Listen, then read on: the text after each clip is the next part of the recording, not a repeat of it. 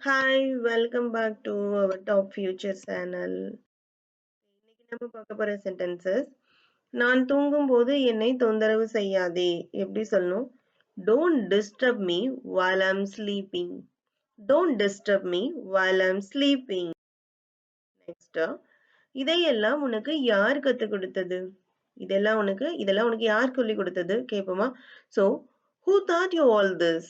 Who taught you all this? Next. இதற்கு முன் நீங்கள் இப்படி பேசியதில்லை. இதுக்கு முன்னாடி நீ இப்படி பேசினதே கிடையாதே. எப்படி சொல்லுவோம்? You never talk like this before.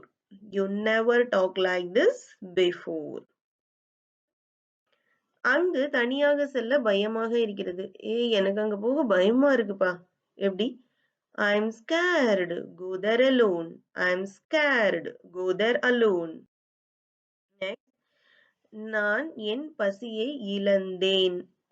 இழந்தேன் பாருங்க முடிஞ்சிச்சு இழந்தேன். ஏதோ சாப்பிட்டதுனால இப்ப பசி இல்ல. எனக்கு பசி இல்ல. சொல்லுவோம்ல எனக்கு பசிக்கல. பசிக்கல. So இத I lost my appetite. I lost my appetite. இப்போ இட்ஸ் கெட்டிங் அப்படிங்கிற ஒரு phrase வச்சு சென்டென்ஸ் மேக் பண்ண பார்க்கலாம்.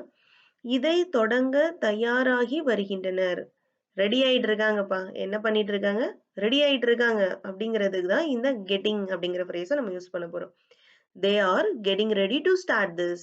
They are getting ready to start this. அவர்கள் அதை செய்ய தொடங்க தயாராகி வருகின்றனர். ஓகே.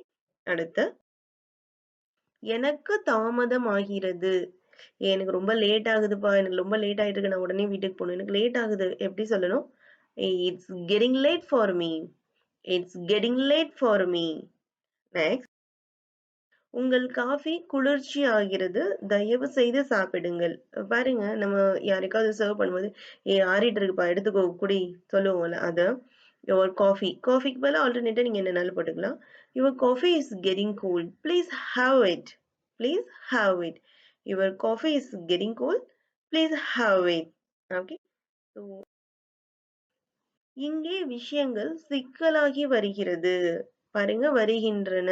என்ன சொல்ல போறாங்கன்னா, ரொம்ப காம்ப்ளிகேட்டடா இருக்கு. இல்ல கைமீறி போகுது. எனக்கு என்ன பண்ணனே தெரியல. இத என்னால கண்ட்ரோல் பண்ண முடியல. அப்படிங்கிற இடத்துல இதெல்லாம் மாறிட்டே வருது. நம்மள மீறி அது நடக்குது. அத நீங்க things are getting complicated here. Things are getting complicated here. So getting phrase வச்சு நிறைய சென்டென்ஸ் தாராளமா மேக் பண்ணலாம். உங்களோட ஸ்போக்கன்ல யூஸ் பண்ணி உங்களோட ஸ்போக்கனை என்ஹான்ஸ் பண்ணுங்க. Thank you.